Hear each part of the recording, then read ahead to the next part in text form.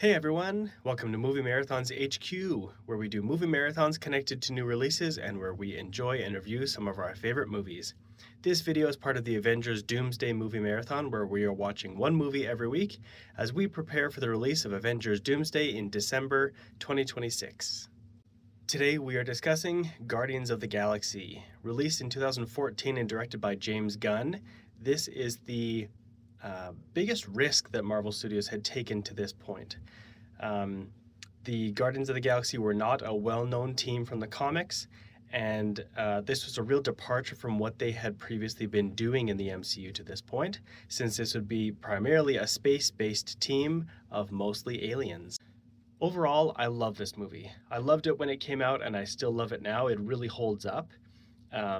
I didn't know what to expect going into this movie. The trailers had me interested, and the premise had me intrigued, but I didn't know what type of movie this was going to be. And at the start, we have a young Peter Quill whose mother is on her deathbed, and it's very somber and very serious, and he runs outside and gets abducted by aliens.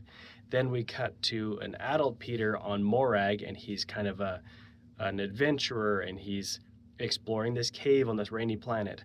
But then he puts on his headphones and turns on his Walkman and starts dancing to Come and Get Your Love by Redbone. And at that moment, I understood what this movie was going to be. I understood the tone from when that music kicked in that we were in for a ride. And I really do enjoy this movie a lot. For positives, I'll mention the visual effects, which are spectacular for being a space movie. The casting, which is exceptional almost across the board.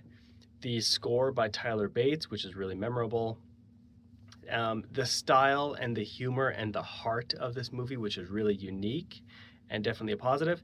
And then finally, the soundtrack, which matches this movie better than any soundtrack I had ever heard. So those are the positives, and for negatives, I would mention the villains. Spoiler alert for Guardians of the Galaxy. The first positive to mention are the visual effects. This is a very visual effects heavy movie. Of course, two of our main Guardians of the Galaxy are CGI characters. We have Rocket and we have Groot, but both of them look really, really good. He actually looks like a rocket or like a raccoon walking around and talking and interacting, and then Groot looks like a sentient tree. So the visual effects there look really good. And then the makeup visual effects on Drax and on Gamora make them seem like they are alien species, not just actors with paint on them. And then the visual effects of the world and the spaceships and the space scenes and the battles and the other aliens, everything just looks really, really good. And it still holds up now. So the visual effects are a positive in Guardians of the Galaxy. Another positive is the casting. So this is a group of sort of superheroes from the comics that were not well known. So I don't think the audience had very high expectations for who the actors would be to portray these characters. But Chris Pratt as Star-Lord came out of nowhere and is an unconventional choice, but he is perfect in the role and he does a great job. Zoe Saldana as Gamora is also a well-realized character and she's awesome in the role. Dave Bautista as Drax. I think Dave would tell you that he is especially at that point in his career, was not a strong actor. But James Gunn took an actor who isn't well-rounded, but put the character and the actor in positions that would make him shine.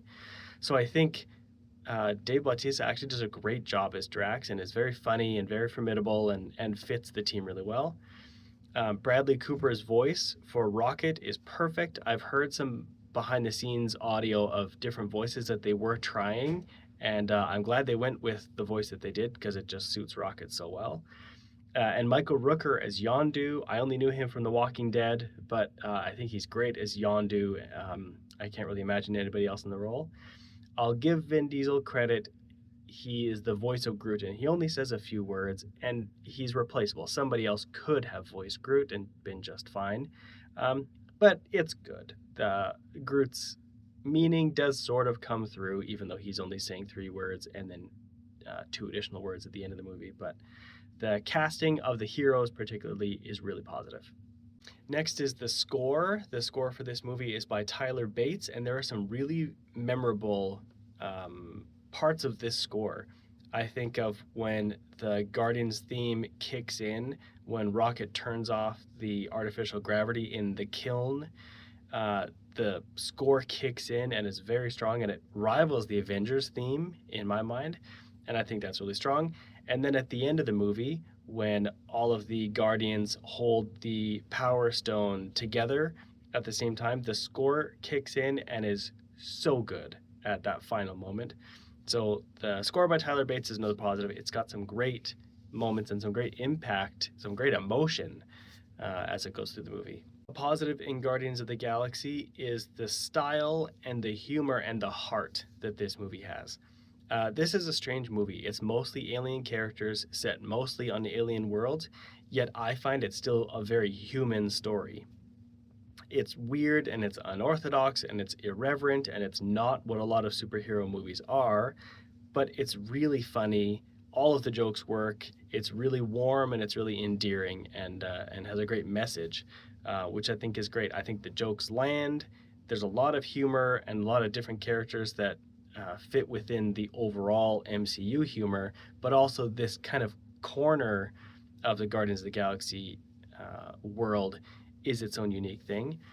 I think there's really, really strong heart in this movie. From the beginning, when we see Peter lose his mom, and his mom reaches out to him and says, "Peter, take my hand," and he can't face it because he's just a kid. Then he runs away and gets taken by Yondu up to space, never to see his family again.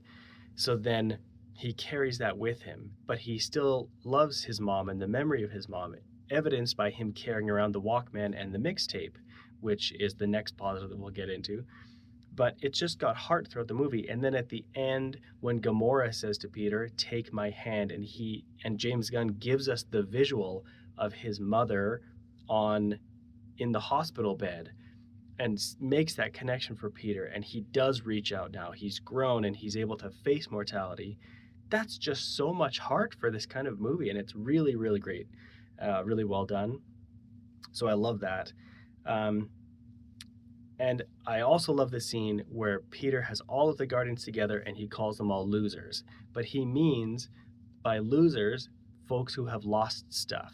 And what brings this crazy group of aliens together is that they've all lost stuff, but they're finding a family, and it really feels like a family. So this movie is just so much fun and has such a unique style, such great humor, and real heart underneath it all.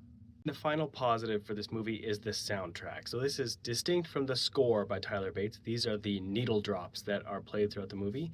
And at this point, I had never seen a movie with such effective needle drops as this movie.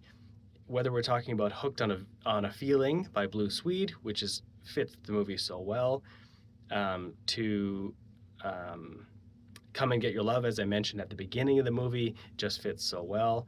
"Fooled Around and Fell in Love," when Peter and Gamora are sort of dancing together and he's introducing her to music, that fits so well.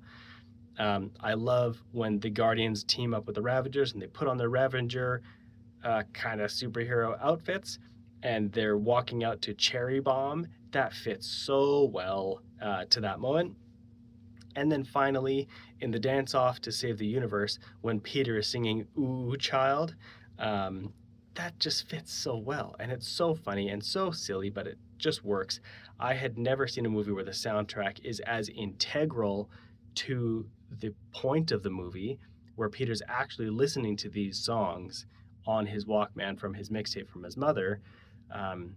It just fits within the movie. It's not just a soundtrack to sell with the movie, it's part of the story. So for me, that's the biggest positive. Even though there's so much heart, as I mentioned in the previous one, the soundtrack is really out of this world. And I have bought this soundtrack on CD and listened to it a ton of times. And it's a really great compilation of just 12 songs, but they fit Guardians of the Galaxy so perfectly. So props to James Gunn and whoever else was on the team for pulling those songs together to suit the movie so well. I just have one negative for Guardians of the Galaxy, and it is a negative that has been shared with other movies in the MCU, but it's the villains. So in this movie, we have two main villains and then a third villain. So we have Lee Pace, who is Ronan the Accuser. I don't think he does a bad job in the character, but the character Ronan is super serious and is trying to cleanse the universe of a certain race of beings, so he's genocidal, but all of his scenes are very scary and somber, and then it cuts to the Guardians having a jokey time, and then it cuts back to Ronan, and I feel like it doesn't fit. He's a very serious character, which just doesn't match the story. The actor does an okay job, but I just don't think the character totally works. Then we also get introduced to Nebula, who's played by Karen Gillan. This might be a hot take, but I think the character is fine, and Karen Gillan's performance is not just not a match. I think it's terrible. I think if you look at Nebula's character and the performance by Karen Gillan throughout this movie, I think that performance is the worst at this point that the MCU had ever produced of any of their movies. I just think it's really bad. I know that she's supposed to sound robotic because she's a cyborg, but she sounds exceptionally robotic, and it just doesn't work for me. Maybe it works for other people, but I just think it's really bad. And then this is a positive within the negative. We also finally, for the first time, see Thanos voiced by Josh Brolin. So we had seen Thanos at the post-credit scene of the Avengers movie, but here we see him as a real character, and he's in league with Ronan, and he's got a connection to Gamora and Nebula, so that's interesting. It makes sense that this is where we first see him. He doesn't do a whole lot other than sit around in his rocket chair and threaten Ronan. So he's cool, and I like that. But otherwise, I think the villains are negative for this movie. Now, how might Guardians of the Galaxy connect to Avengers Doomsday? So we have to look at Guardians of the Galaxy and then Volume 2 and Volume 3, and then look at Doomsday. So at the time of Doomsday, Star-Lord is alive and he's on Earth, and at the end of Volume 3, the caption comes up, "The legendary Star-Lord will return." So we know he'll return, but he's not on the cast list for Doomsday, so we don't expect to see him there. Nebula and Drax are alive, but they stayed on Nowhere, and they're also not on the cast list. We have Gamora, who meets her end in Infinity War, and then a different version of her comes back in Endgame, so that this version of Gamora in 2014 is alive, and she's off with the Ravagers at the time of Doomsday, but she's not on the cast list. And then Rocket, Groot, and some other characters that we get introduced to later are alive. They are the Guardians of the Galaxy, but they're not on the cast list. So I don't expect to see any of the Guardians in Avengers Doomsday. So that's my review of Guardians of the Galaxy. What do you think of this movie, and how do you think it might connect to Avengers Doomsday? Make sure to let me know in the comments below. Follow Movie Marathons HQ on Instagram, YouTube, and TikTok, and also on Letterboxd, where you can see all of the movie marathons we have going on at the moment. The next movie in this marathon is Captain America: The Winter Soldier. See you at the movies.